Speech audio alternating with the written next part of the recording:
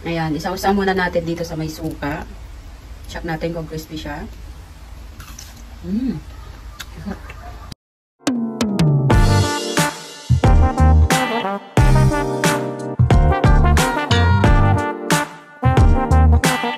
So ayan guys, for today's video magluto tayo ng crispy malunggay. Ayan. Meron kasi akong napanood, so gagayain ko. Ayan.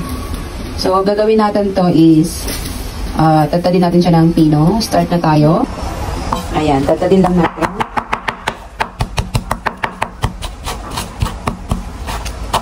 Slice ko na lang ng malunggay. So ulamin ko lang. Itignan ko siya kung totoong crispy talaga siya. Tayo ng cornstarch. Ayan. Dahil gaya-gaya tayo, tularin natin yung napanood ko. Ayan. Tama na siguro yan. Naglagay ako ng 3 spoon. Naglagay tayo ng 1 itlog lang. Yung panood ko 3 pero isa lang kasi mag-isa lang naman ako kakain. Bibitagin na natin yung egg. Ayan.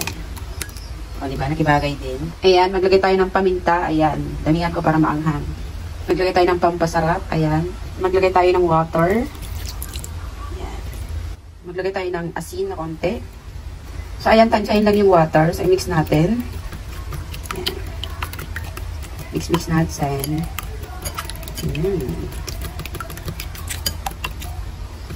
Ayan, i-mix natin mabuti para mahalo yung mga ricado natin.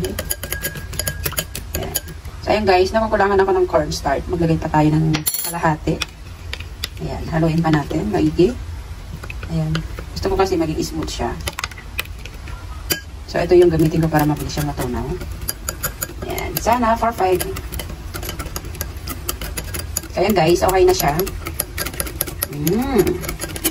Haluin pa natin. Wow, ang sarap na, no? Ayan, halo na natin yung malunggay. Ayan. So, ayan guys, nailagay ko na yung malunggay.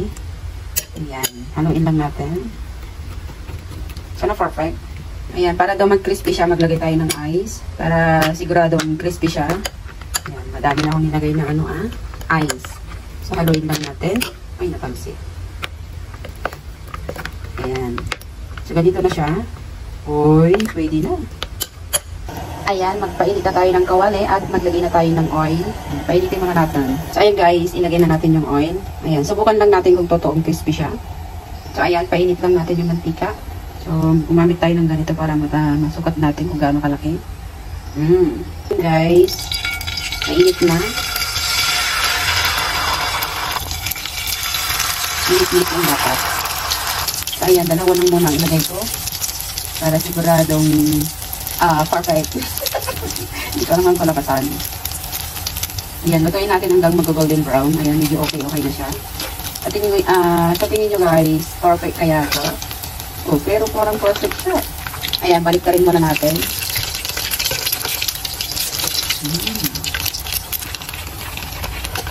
Ayan, crispy na siya. Lagyan na natin sa plate. Diba? Ituin pa natin yung naiit. Lagyan lang pa ng konti. Ganun dapat. Ito ko na.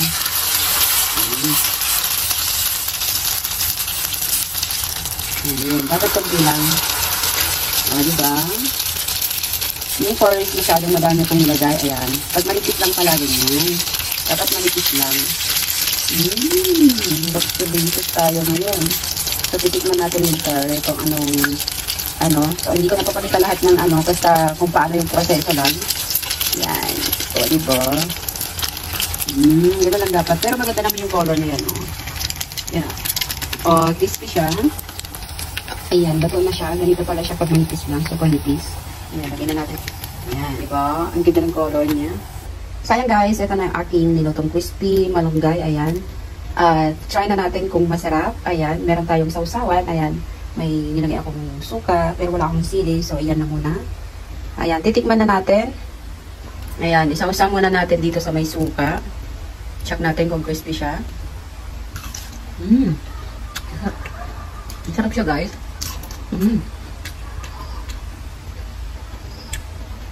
So ayan guys, thank you for watching. Sa mga hindi pa nakapag-subscribe, please pa-subscribe na rin ang aking channel.